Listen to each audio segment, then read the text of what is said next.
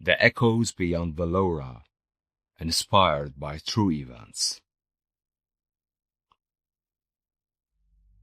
Adam Rashid had long since learned to live with ghosts, not the white-sheet kind, or even the ones that whispered in the night, but the living kind. Regrets, what if, a voice he hadn't heard in 12 years, now returned in black ink. He turned the letter over again, no stamp, no date, just her name, Lila. He hadn't said her name out loud in years. She had vanished during a research expedition to the Western Desert. One moment she was by his side, documenting hieroglyphs in a cavern only the Bedouins believed in. The next, she was gone. No screams, no signs, just air. And then, this letter. You said if I ever came back, you'd follow me. I found the village again. It's still here, Adam. But something's wrong this time. Very wrong. 2 days later, Adam's boots touched the sands of the Karga oasis again. The same unforgiving stretch of Egypt's western desert, where they had once chased legends. Now, he wasn't here for methods, he was here for her. The village Veloura wasn't on any map, but he remembered the old man who told them about it once, Yusuf ad-Din. He had called Veloura a place that shifts with the soul. Adam found him again in a crumbling clay house surrounded by silence. She reached it? Yusuf asked, eyes clouded with greed. Then it has opened again, and it wants more. Adam didn't respond, he just showed the letter. The old man touched the paper, closed his eyes, then whispered, You must remember, time moves differently there, and memory is not your friend. He found the entrance 3 kilometers west of where it had been 12 years ago. A sliver of a canyon that should not have existed. The air changed as he passed through cooler, heavier, as if the earth itself were inhaling. The village was there. Veloura wasn't ruined. It was alive, intact. Mud brick houses, papyrus roofs, gardens watered by unknown springs. It didn't look abundant. It looked paused. And it was empty until he saw her. Lila stood at the edge of the well, her silhouette exactly as he remembered, long scarf fluttering in the air that didn't move. Her face was tired, but real, more real than anything he had held in over a decade.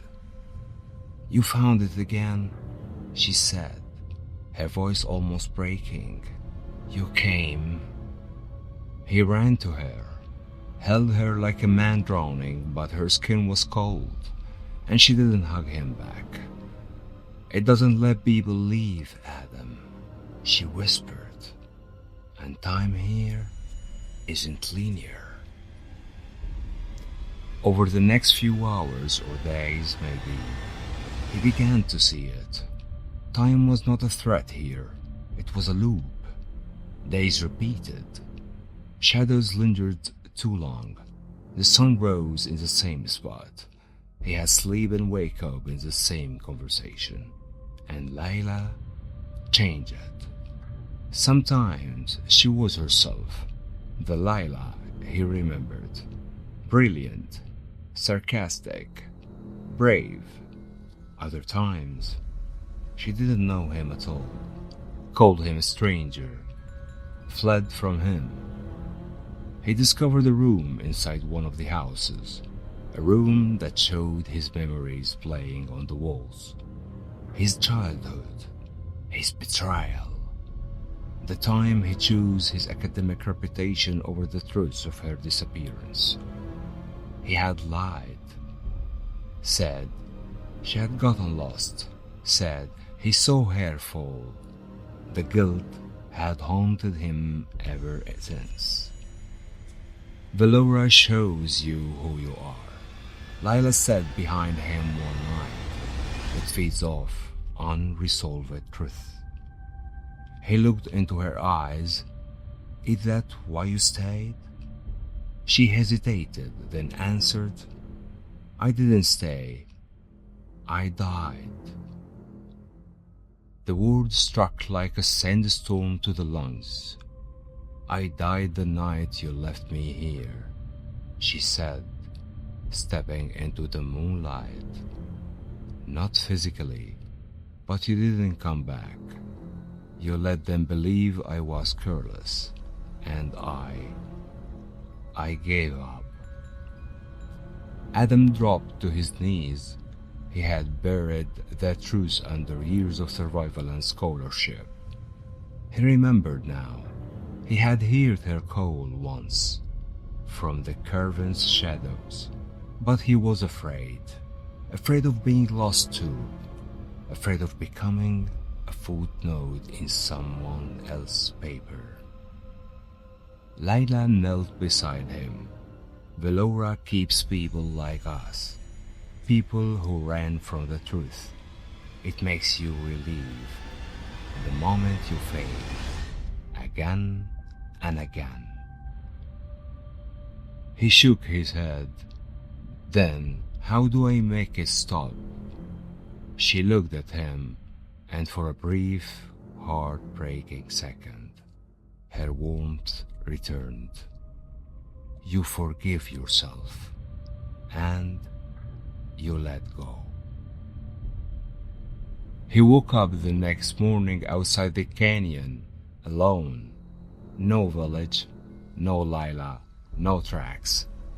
Just a letter in his hand and a single word written on the back that wasn't there before. Remember. He reported the area again. Authorities found nothing again. But this time he didn't return to the university or to the lies. Instead, Adam began to write. He told the story, not as a fable, not as a fiction, but as truth. He wrote about Veloura, about Lila, about how guilt can freeze time more powerfully than any machine, about the village that punishes forgetting, about love that still echoes, even through dimensions. The book was published 5 months later, titled The Village That Time Forgot. It sold modestly, but one day in a cafe in Alexandria, a young woman approached him. Her eyes were wide, hands trembling. She placed a crumpled letter on the table, one written in the same faded ink. No stamp, no address, just a name.